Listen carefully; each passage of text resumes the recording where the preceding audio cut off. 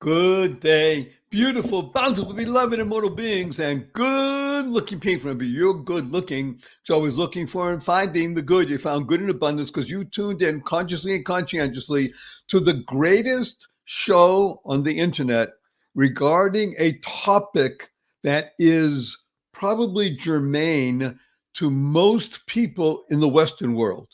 And unfortunately, it's happening throughout the rest of the world because the rest of the world looks to the Western world as a guide.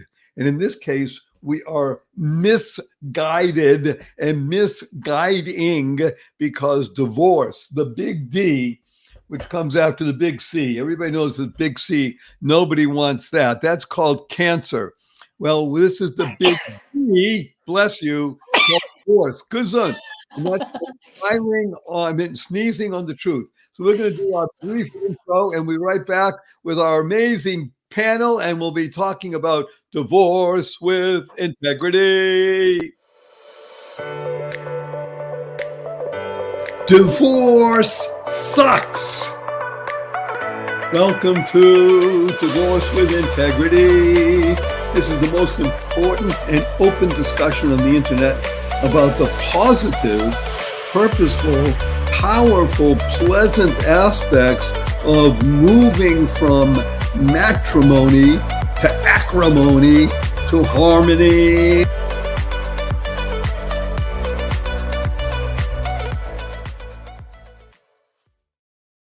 Good day, beautiful, bundle, beloved, immortal beings, the thousands and tens of thousands around the world who are touched by this amazing podcast.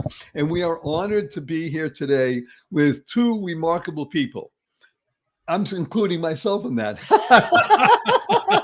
I did that purposely, Lori. So say hello to Lori McDermott. She is the wife expert. And your humble host, Barry Shore, the ambassador of joy. And we are anchoring this show today. We'll be joined in just a few minutes by wonderful Esty Rand. And I want to just mention that the entire purpose of Divorce with Integrity is to literally find that function in your life. And that is integrity. That means integrity for oneself. And when you have that, then you can move forward in one of the most difficult, one of the most traumatic, dramatic processes that any human being can go through. Now, I'm glad to say that Lori, as the wife expert, has never been divorced.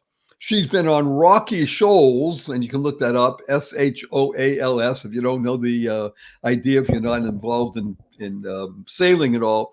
But she's been involved in rocky shoals. That's how she became the wife expert. She's lived through difficult situations in marriage.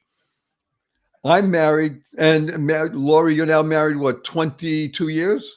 25 years and 3 months. In 3 months, I'll be married 25 years. Yeah. 25 years. So let's just look at that because of two things. Number one, the number 25 years is an astonishing number to most people. I'm actually hopeful that at least half of our listening audience is under the age of 26. Why? Because they're either in matrimonial relationships or about to consider being involved in matrimonial relationships. And I can say this categorically. In the world today, it is unfortunate but true that most of the models that people see who are not involved, let's say, in religious organizations or oriented that way, the models that they see are divorced couples, for predominantly divorced. And that is a problem. I am married 45 years to the same woman. And I can tell you categorically, marriage is the most wonderful, rewarding institution that exists. By the same token, it is work. A process. It's work, Barry. It's work. Work. You know something? I thank you for that, Lori. It's the 4-letter word ending with K, but it's work, not the other one. And if you avoid the work or you don't appreciate that it's work when you enter into the process, then what will happen is the work will cause a destructive process. So what I'm going to do is turn it over to Lori with our first question. We actually have a lot of questions in this particular situation, and I think you're going to laugh out loud when I read it to you. I distill the questions. We get hundreds and hundreds of comments, and we always urge people to either contact us through the chat or just send an email to me, barry@barryshore.com, and just in the RE, just say Divorce with Integrity or DWI. And here's the point that people have asked this time, and I was laughing out loud. How can I find fun in the process of divorce? You hear that? It's one of the most, I was shocked, jaw-dropping when I read dozens and dozens, because they didn't all use the word fun, but they meant, how can I find something uplifting, something beneficial, something fun in this horrible process, or seemingly horrible process? Well, life is a horrible process, right? We go from trauma to trauma. There's all kinds of stuff that goes wrong. And getting divorced is a big one. And if you're stuck in divorce, I was with a girlfriend yesterday who, her mother is sick, her son has an issue, she had a problem with her marriage. It's just, and she lists it. Oh, this happened, and then this happened, and then this happened, and this happened. And you could go the other way, this, and then sooner or later you're underneath it all. Hello, Esty. But the goal is, when all of those things start to happen. One moment. Yeah. We have an echo, and I don't think it's you or me, because what we were doing, it was fine. So we're going to point to Esty. And Esty, can you hear the echo? I do not hear the echo. Okay, Lori, can you hear an echo? I did, not anymore. Good, thank you. So we've been echoed out. Okay, so I just want to get Esty up to speed. Esty, the question on the table that Lori is about to answer brilliantly. She's already given us a good preface, and this is so amazing. How can I find the fun in divorce? Okay, Lori, please continue. So I always try to say, how can I find fun in life? Because life can be very weighing and heavy every chance you turn around. So, my mother smokes, right? She's 84 years old. I didn't know that, but now I hear it. And yes, and she's a chimney. She doesn't smoke. She's a chimney. She's a chimney. She's 84. She's been smoking since she's 16. She got cancer. They thought she had cancer, lung cancer. They took out a piece and said, oh, you don't have lung cancer. How did she celebrate? She bought a pack of cigarettes and she smoked it all in a day. And I'm just like, so it's in that moment, like, I'm staying with her right now, which is why there's a different background. It's smoky in here. It's disgusting. I'll go home and have to fumigate my clothes. It's awful, and I'm breathing it in, but I can't change her. This is her house. If I'm going to come over, I can go in a hotel or I can hang out with her. So it frustrates me. And now I'm sick and I've got this cold and I'm like breathing it in. And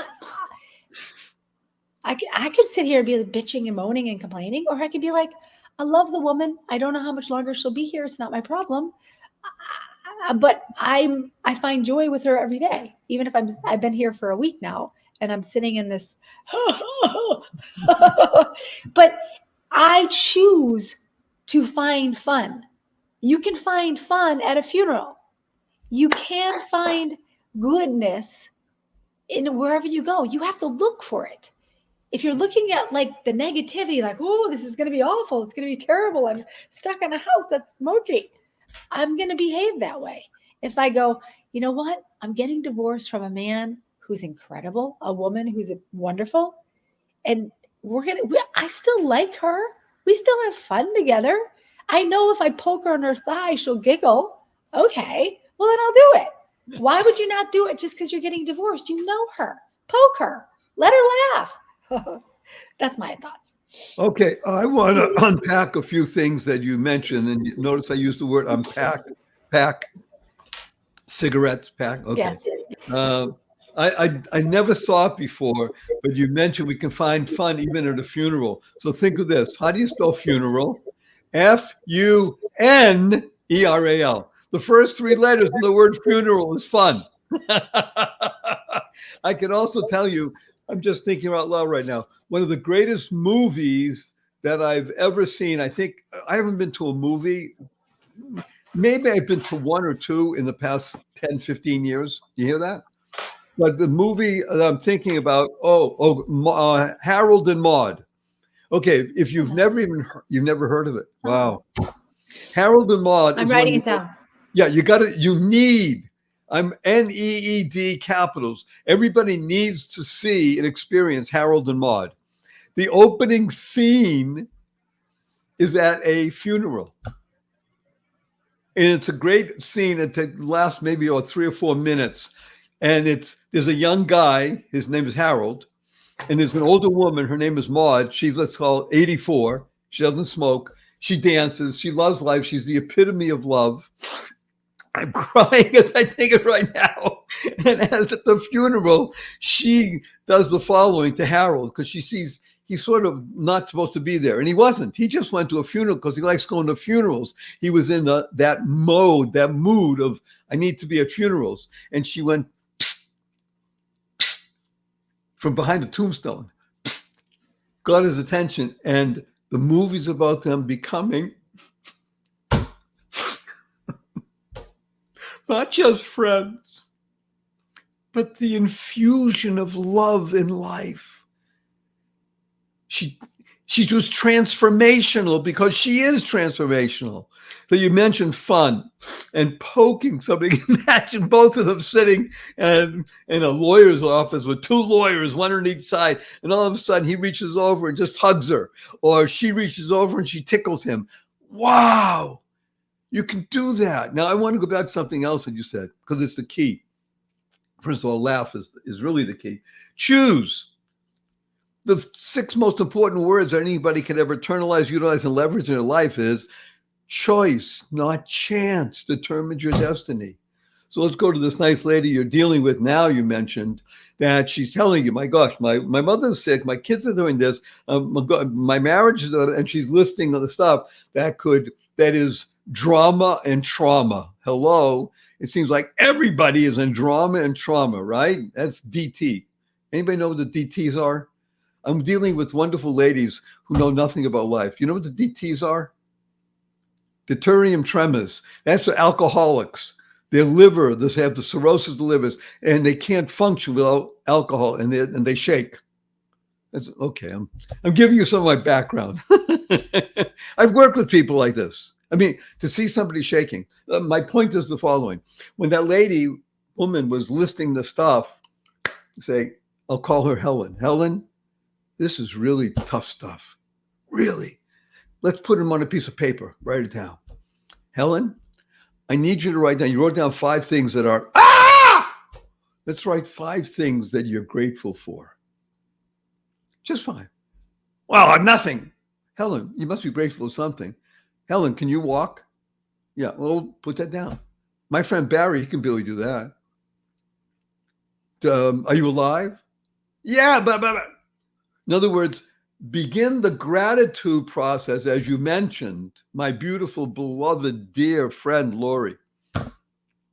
That is a way to get people almost into this idea of balance. So, because otherwise the trauma and the drama, it's going to overwhelm people. It's like being in the ocean with the waves coming in. They just keep getting bigger and bigger and you get worn out and you can't function. If you make a gratitude list, at least you have a lifeline. That's the analogy I give. So now, wonderful Esty joining us. And by the way, I won't even go into for the audience who loves us, by the way. This audience loves us. So we got thousands of people. And we urge you, everybody, the podcast, go to wherever you listen to podcasts and recommend us, say how wonderful it is and all that sort of stuff. And FT is promoting, Lori's promoting, Barry's promoting. We always have a 4th person with us.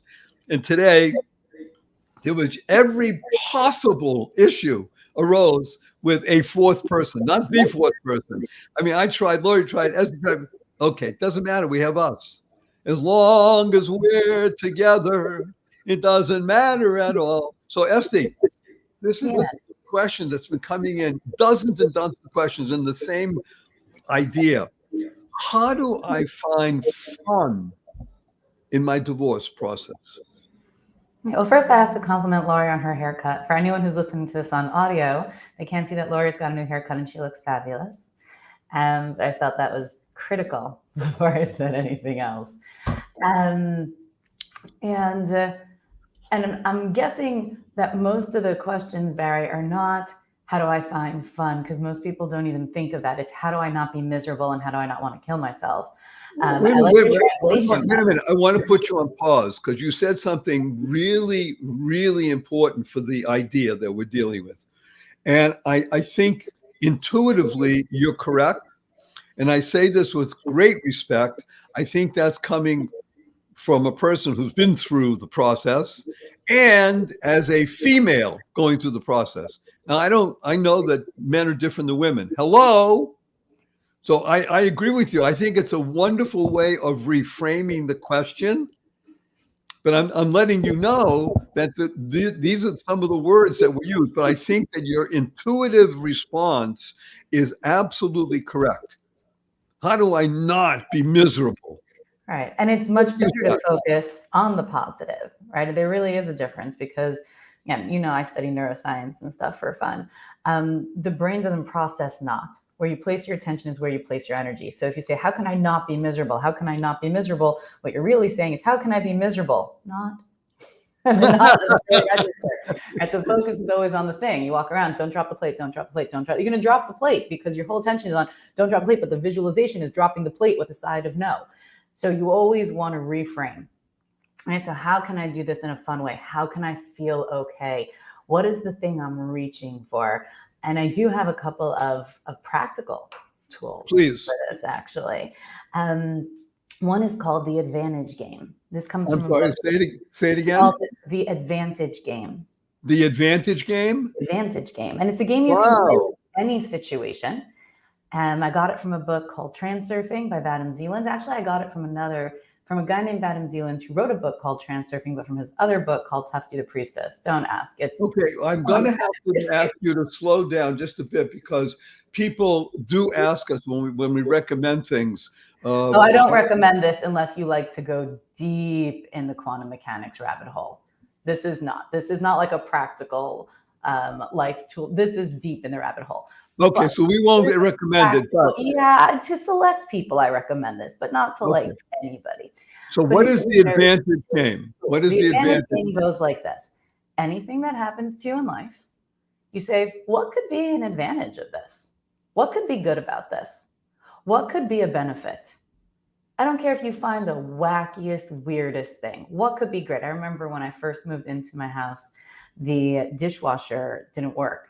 And I remember being so annoyed because every house I've ever lived in has either not had a dishwasher or had a broken dishwasher or had a dishwasher that broke almost immediately. And I was like, are you kidding me? Dishes I'm not good at them. I've tried giving myself gold stars. I've tried having cleaning ladies teach me how to wash dishes better. I've tried reprimanding myself. I've tried everything. Me and dishes. You know what? In life, sometimes you just make peace with things that aren't important enough to you to learn to do excellently. That's me and dishes. And so a dishwasher for me, when I moved into my new house, I was like, for real? Are you kidding me? And I was like, you know what? I was on such a high having found the house. I was in such a great place. I'm like, this is fantastic. I remember my nanny at the time was like, why? I'm like, I don't know, but it is. I can't even, maybe because of this, I'll get a new one. And like the landlord was totally not going to replace it. I was like, who knows? They ended up replacing it, got a brand new one. It's fabulous. Who knows? I don't know why this is fantastic. Sometimes you just say, this is great. Why? Don't know. Gonna find out. Lost my job. This is great. Why? Don't know. You want to be poor? No. Gonna find out. Right? What could be great? Maybe I could find a much better job. Maybe I'll find a much better partner. Maybe I'll feel better. This is a crazy story. I know this person personally. A mentor of mine had a son who was injured severely during a soccer game when he was a kid. Got hit in the head and got brain damaged. And this is a real story. I know this. I know these people personally. I witnessed all of this myself.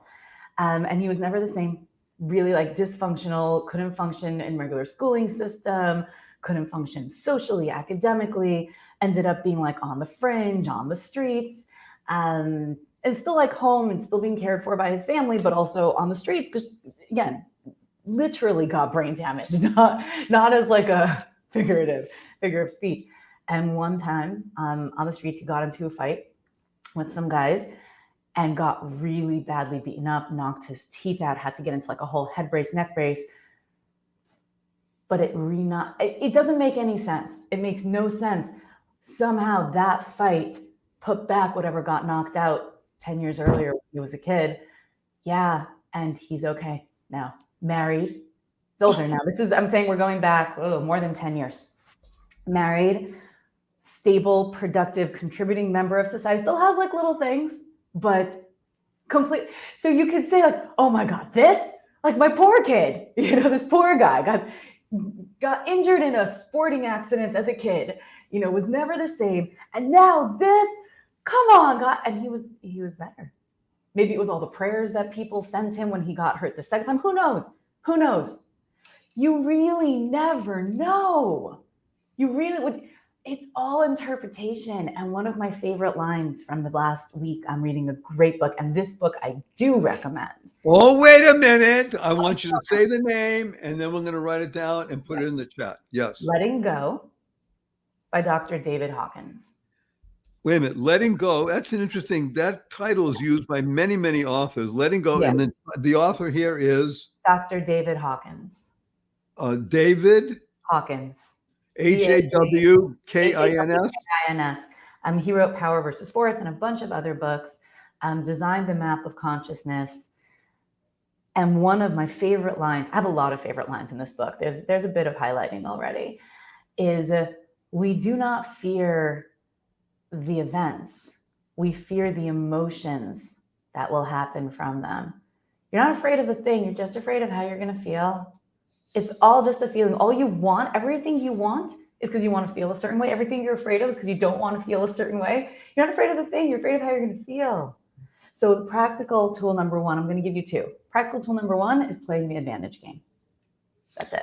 Okay. Everything that happens, what could come out good from this? What could be good? What is already maybe a little better? What could be an advantage? This is focus. This is frequency, but it's a practical tool. And you can just like put it in big words on your wall. On your guys' stickies on my thing all the time. Just keep them there as like constant reminders. What could be the advantage? Play it like a game. Let's play a game. No, it's not real, right? For real, this is terrible and horrible and stinky and the worst thing could ever happen. But let me play a game. What if I play the advantage game? That's why I call it the advantage game. Okay, so let's unpack a few things here. Mm-hmm. And I think both Lori and I and thousands of people are jaw-dropping from the story. It's a real story. It's because it's not only illustrative or illustrating the point, but also because it touches deeply into the emotion of the human, because we know it's true. In other words, you said you know the people personally. Great. But we know it's true. This is not an apocryphal situation. I want to go back and unpack a number of things for you, the Lord, myself, and everybody listening. Again, we have, thank God, thousands and thousands of people. We urge everybody, please share the show with 5 people. That's it. Just 5 people. Not 50, 100,000. If you want to do that, it's okay. 5 people share the show with. So you got to listen, recommend it, share the podcast, because we're making a difference in people's lives. We're mad people. We make a difference in life, and that's what you do. I want to go back to the first thing, is the idea of the advantage game, which I think I mentioned it with Lori. Put down the trauma, the drama. Let's put on another side. They don't have to equal one another, but just what are some of your benefits in life? What are you grateful for? And now let's go to that next step, as you mentioned, wonderful Esty. What could be the advantage here? And say, I don't know. Sometimes that's okay. I don't know. Not knowing is one of the most beautiful parts of something called life. So many people are put into a channel where they think or are taught or indoctrinated to think that, well, this happens sequentially. Do this, you do this, you do this, and this is life. And that's not life. Life is waves and motion and emotion and demotion, right? I want to go to your dishwasher story because I'm going to give you a true story. I know these people personally because it's my wife and me. So I'm married 45 years. Actually, I'll tell you two stories, but the first one's more important and germane. We've never had a dishwasher. Ooh. I take it back on one level. We've always had a dishwasher. Yes, It's my wife. Yes, I've heard that one. Right. My wife is, first of all, my wife comes from a very different culture than West. She was born and raised in Thailand. Interestingly enough, Jewish, born and raised in Thailand. 500 Jews in Thailand. I have one. So it's an amazing thing. But part of the culture there is what's called service. And again, we're older, we're chronologically in our 70s, so we come from a different environment entirely. But the point is that the washing of dishes for her is the meditation.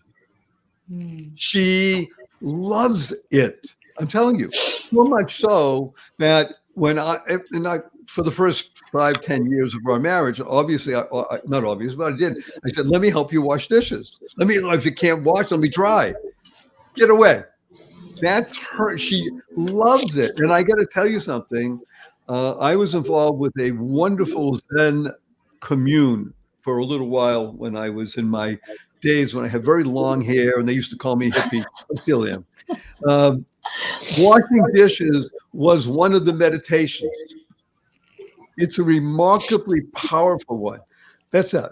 On the fun side, though, I'm laughing out loud because dishwasher is a first world problem. Totally. Totally. Thank you. Although I must tell you today, in most of the world, again, use Thailand as an example. I've been going there since 40 plus years. When we first went, to have a dishwasher, to have the appliances that we had in the West was a very unusual thing. To have dishwashers, you never needed it because the people that we hung around with and my wife's family's level, everybody had 2 or 3 or 4 servants. So that was not even an issue. But the point is that a dishwasher is a first world issue, but it's thank God, so prevalent in today's world because it's so relatively inexpensive. And that's a wonderful thing that people do that. Again, from my wife's perspective, she would never do it. She wouldn't even trust it if it came out of the dishwasher. In other words, we have one here in the house, but we don't use it. She stores rice in there. I mean, it's too fun. I tell people that they can't understand it. Can I make a comment about the dishwasher real quick? Yes, please. So I've been reading about how just showing up and giving 100% in a marriage or a relationship and just doing things matters. So if people fight about the dishwasher, or whether you have one or not, like who's doing them, but it's like if you just do them, they get done. It doesn't matter who does them. If you see them, they need to be done. Just do them. Don't complain about it. Don't bitch about it. Just get them done. And the other thing that I've learned about lately is an older lady who's 85 has a husband. And she said she wanted to get a cleaning lady. And he goes, this is the way we get exercise. So the two of them on a Thursday will go through the whole house. I mean, there's just 2 of them and they don't go in every room. And they spend the whole day together cleaning each room. And they're working and they're dusting and they're bending and they're sweeping. And they get their exercise. And doing the dishes, climbing the stairs is all part of keeping healthy. Isn't that interesting? I love that. By the way, when you say healthy, I'm going to interject here because here's what Lori means, and she's saying it. It's healthy physically, it's healthy mentally, it's healthy spiritually. Yeah. The genius of people working in an enclosed space together. You don't even have to talk to each other. They can be singing, or they can just talk one day, yo, I love you, or not even say. Just doing things together creates an atmosphere of joy, happiness, peace, and love. I got to tell everybody, one of the reasons you love this podcast is because of what Lori and Esty just did. And me too. But it's bringing out the best. It's finding the advantages in every situation. Because again, the DTs of life, again, look it up if you don't trust me. DTs have to do with alcoholism and the cirrhosis of the liver. It's not good. But you can do the other thing of DTs is daily, drama and trauma. Also not good. And as Esty said, people they're afraid not so much of the reality, but of the emotions that are involved. And I want to go back to the questions that are coming in. How do I find fun in this? And I think we've talked a lot about it. Esty, I like the way you're reframing it, of course, how do I make this so it's not hard?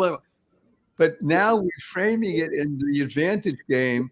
And that is actually the purpose of what the podcast is about, Divorce with Integrity, and what life is about, living with integrity. Yeah. Because integrate, which is part of integrity, the muscle into your being of being honest, open, aware, vulnerable. There's that wonderful lady on the internet, Brene Brown. Her whole world, she's built a world of tens of millions of followers on the V word, vulnerable. Be vulnerable. Vulnerable means, at least for me, in a marriage situation, and I guess in divorce as well, is opening up enough to recognize that I'm in a process here that I will find the advantage, to use your point, I will. I don't know. I have 5, 6 kids. I don't know what's going to happen. No, but it's a choice. It's a choice, and it's where you look for things, because there's whatever you look for, you will find. We all know stories of people who have gotten remarried and it's been just as bad as the first time. And we all know stories of people who have gotten remarried and say, oh my God, I can't believe I almost stayed with that first person my whole life when I could have had this beautiful experience. I know so many people who say second time is so much better, or third, right? But we all know people. I mean, I dated the same man in 7 bodies at least in the last few years.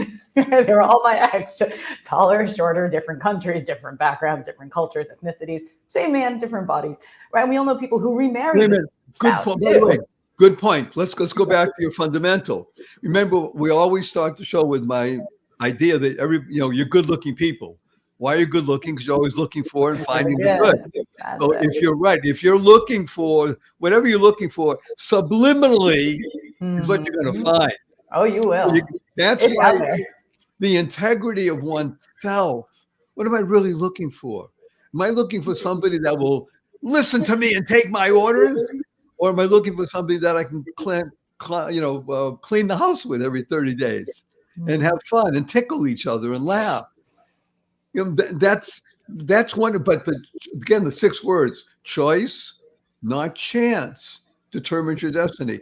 I got to tell us all a funny story. I worked for about an hour and a half trying to find somebody to fill in the 4th spot. Now we don't need it because we have us. So we're great, right? But I did go to several people and I made phone calls. I mean, this one's busy, this one, maybe I can. And I spoke to one person, a friend of mine, I won't mention his name, of course, who said no, because he's shy. He says, you can do this stuff, Barry. I can't, I'm shy. I might say something stupid. I said, so-and-so, you can't say anything stupid. This is life. You're worried about saying stupid? Just be on a podcast. Okay. My point is I called him back because I didn't realize that something had happened in his life that was his mother just passed away 2 days before. That was another reason why he might have said no. But in the course of conversation, I apologized. He said to me, by the way, I just want to let you know, I've been married 3 times. Right. I got married first when I was 17, and that lasted about 6 months because that was wrong. I got married the second time, number of years, we had children, and that didn't last. And he said, I wish I had met my 3rd wife first because this is heaven. Okay, fine. But, 3 is an interesting number. But then he started talking about, but children from this marriage, and she has children, that, and complicated. It's all good. And that's why I want people like that on the podcast, by the way.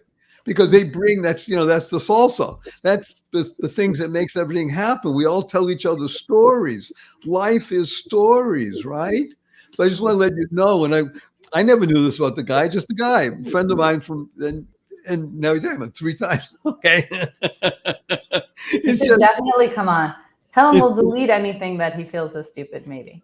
Yeah, it's so funny, by the way, about this idea of, well, I might say something stupid and there'll be thousands of people listening. So, by the way, that never happens in your conversations in real life. It's a podcast where people love this podcast because the words "honest" and integrity to most people are oil and water, oxymoron, and therefore I need to listen. What are you talking about? But we're discussing here today. I am enhanced by listening to you two. I mean, this is remarkable stuff. This is this idea of the advantage game, as Lori pointed out, about choosing and laughter, and her mother's a chimney. And by the way, I can relate so well. My parents, because they were from a certain generation, just before me, so everybody in their world smoked. And they didn't just smoke, they smoked Chesterfield, they smoked Pall Mall. Now, again, I can use these terms today. I hope nobody knows what I'm talking about. But those are unfiltered cigarettes. Until my mother, genius, she went to a menthol smell, because she thought it'd be better. And then she got lung cancer.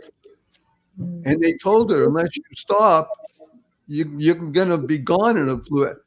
Cold turkey, and she didn't smoke, and she lasted another 22 years, thank God. But when we were growing up, smoke was there. There were big songs that were famous. Smoke gets in your eyes. So I can understand this process, but here's what Lori said. I love the woman. I don't know how long she's going to be here. Think of your other that way. In other words, if you're in a divorce situation, it's so easy to look at the other person and say, you're horrible. I can't stand you. You ruined my life. I just heard it yesterday from a young man that I'm trying to counsel, who was not listening to my counsel. And what is my counsel? My counsel is when you're with your kids, never let a negative word about your ex-wife escape your lips. 100%. 100%. I beg you. And he said, I don't. And yet when he was talking to me yesterday, he kept asking how it went with the kids. He said, okay, it's great just being with them. They didn't run to me. They said, it's because she said negative things about me. Well, I said, I'm not going to say his name. I say, you're saying negative right now. In other words, not with the kids, but when you let negativity come out of your mouth about your ex, it doesn't matter if she's in the room or he's in the room. It's out there. You don't want to do that. That's the fun, I think. I'm saying this now. I'm asking both of you. That's the fun part of the divorce process. I become better. The good news is, the fun part is, I can become better. Wow. Could. Okay. Yes. Say it. Okay. Say it, Lori. Could. Not everybody does that because people are licking their wounds and then they stay in their funk. And they, as Estee said, they remarry their ex-husband or their ex-wife because they haven't paid attention to know, I need to change a little bit. Something terrible happened. Let's look at it. Let's reframe. How can I be a better person to me, to my husband, to my kids, whatever husband that will be? And maybe something terrible didn't happen. Maybe something great happened. Right. If you walk around like something terrible happened, right? I got divorced, the worst thing in the world. Or, and this is just the potential reframe, something great happened. I got divorced. Why is it great? Don't know yet. Or why is it great? I've met someone else who I'm so much happier with. I found parts of myself that I had been ignoring. Like there's so many things, but I want to give you another tool. And this one's actually fun. And it's interesting. The message has come to me from a bunch of different sources over the last few days. I'm speaking to a guy who's a musician, runs a band, different events and festivals and things like that. And right now, for various reasons, he took a job, hasn't been employed in a really long time. And he's saying it's very weird for him to have a job after having not had a boss for such a long time. He said, but something really nice is that when something goes wrong, he's like, not my monkey, not my circus. I'm sorry, not my circus, not my monkeys. Right? Like, because when it's his band, when it's his event, when it's his thing he's running, he's got to be on top of everything. Now, there's no one on top of him, but it's his circus and it's his monkey. And now it's his job. He said there was like a thing on the group chat, someone couldn't find the key, and he was just like, not my circus, not my monkeys. And so I think that for me is a really good way to have practical, actual fun with your divorce, right? Because there's for sure something that your ex does that infuriates you, because I don't think it's possible to live with someone for more than a few days and not have something about them infuriate you, unless you are just an angel, in which case, don't know why you're divorced at all, but or married for that matter. But I'm going to guess there's something, maybe if not infuriates, you don't have so much emotion in your body, irritates, I don't care, slightly annoys. And now it's not your circus and it's not your monkey. There was drama in the ex's family, his family, her family. Someone comes and tells you, oh my gosh, I saw your ex. Not my circus, not my monkey. Now, if you have kids, those are still your monkeys, right? But they might be doing something and it's not at your circus. So you get to just relax. Not my circus, not my monkeys. Okay, let's repeat. I want to unpack something and repeat those words. I first heard that a number of decades ago from somebody who you're gonna laugh out loud because you might not even believe me. He was the owner of a carnival, and he learned it not from being in the carnival business, but he learned it because psychology is important. Yeah. And it was just so wonderful. Now, I'm going to ask both of you. You don't have to tell me, but it's true. Do you know what it means, monkey, in the world of drugs? No. I mean, you can understand that, I'm having that's a heroin addict. Oh. Heroin addict, talk about the monkey. Because you can't, a monkey on your back doesn't stand still. And as opposed to just, let's say, I have a heavy backpack or a load. The point of the monkey is it's always moving and it's grabbing you and choking you and doing things. That's why monkey is the equivalent of heroin. But this whole idea of not your circus, not your monkey, when you become divorced from that process, and then you can become a little more removed, you can actually become calm. Mm-hmm. And that's, from a marriage point of view, that is a difficulty sometimes. And from a divorce point of view, it's extremely difficult.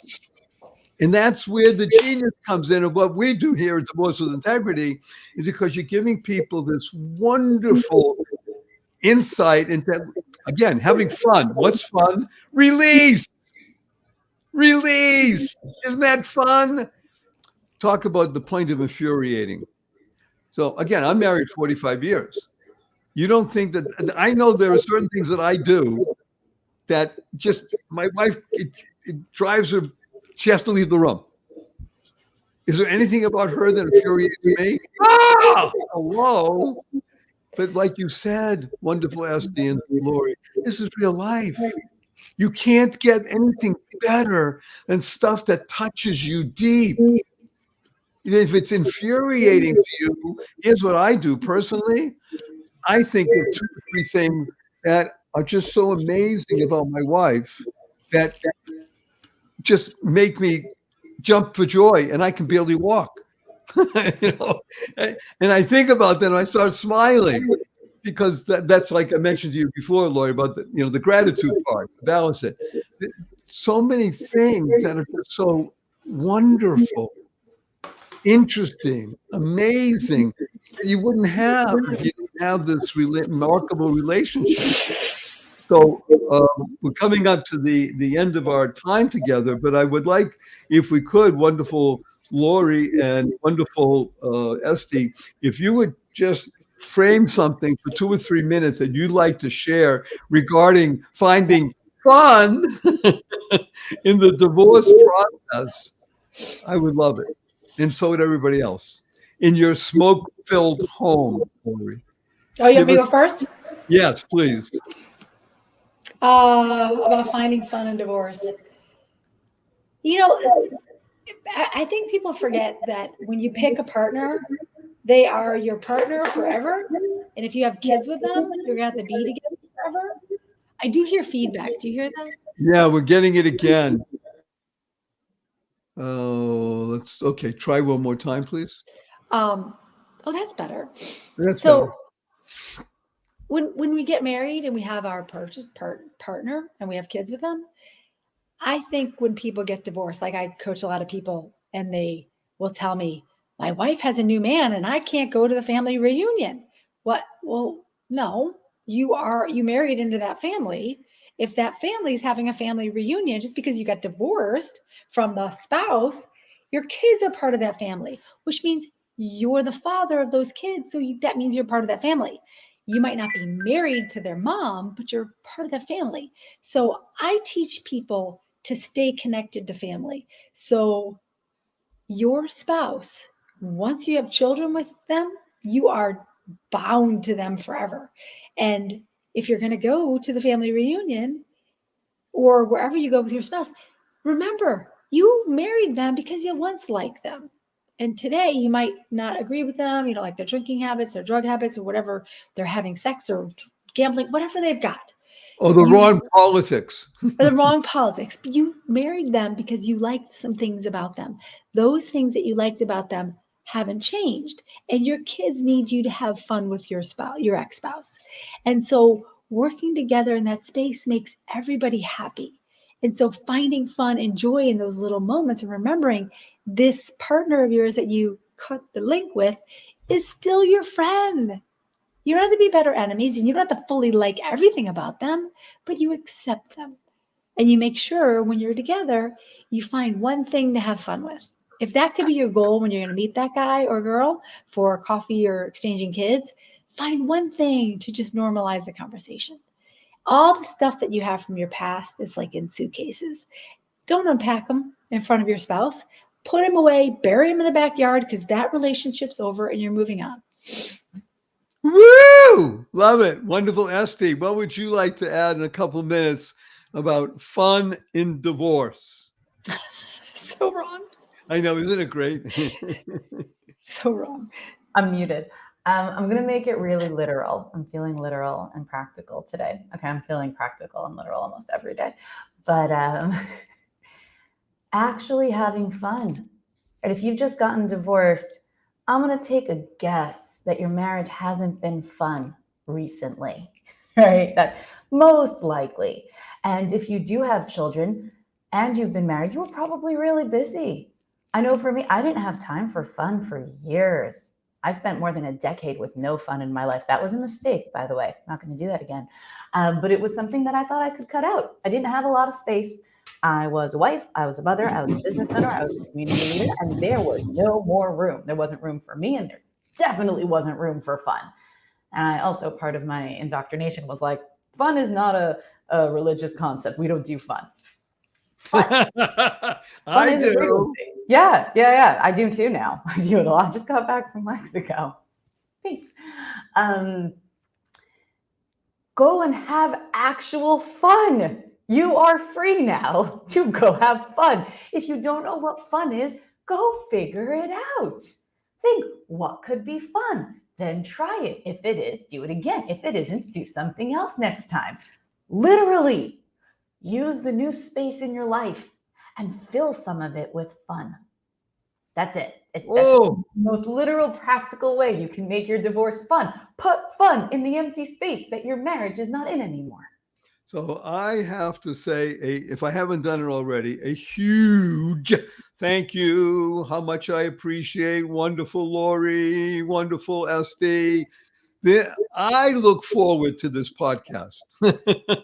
And I know, I'm telling you, thank God, thousands, and we urge everybody, just share it with 5 people. So we touched multiple thousands of people. Like the podcast. It's available wherever you listen to podcasts. And just internalize some of what we said today. Choose. Remember, 6 most important words are going to internalize, utilize, leverage in your life. Choice, not chance, determines your destiny. Listen to what Esty just said. I had no time, no space for fun. That's not called life. life has many elements, and one of those pieces is fun. If you're not infusing your life with joy, happiness, peace, and love, fun, and think that, oh, well, that's for children, or that's when I have time for that. Don't you know that I'm busy right now? If you're busy and you're taking that attitude, you're not living. So as Lori mentioned, you got baggage, that's okay. Pack it all up in those suitcases, put them away, and go to the reunion, because there are people there you probably actually liked at one time. It could be a brother-in-law or a brother and this, and fine. And just use your words to create harmony. Harmony, health. How you doing, Jim? Doing great. Thank you for asking. How about Paula? Because they were married. Paula, we loved each other so wonderfully at one time. And then go to another subject. It's like Lori teaches me. Yes, and. That's the genius of life. So yes, fun and divorce. And thank you to all the wonderful people that send us letters. Keep them coming. We like talking about them. We're here for you. We're here to serve. This is not about Lori. It's not about Essie. It's not about Barry. It's about you. YOU, you becoming the best you possible. So as we do in every show, we're going to finish with two things, a hug and a blessing.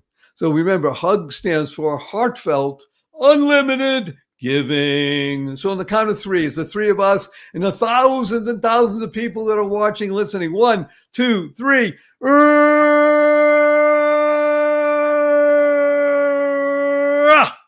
And our blessing for everybody is go forth, live exuberantly, spread the seeds of joy, happiness, peace, and love. Go mad. Go make a difference. Divorce sucks. Welcome to Divorce with Integrity. This is the most important and open discussion on the internet about the positive, purposeful, powerful, pleasant aspects of moving from matrimony to acrimony to harmony.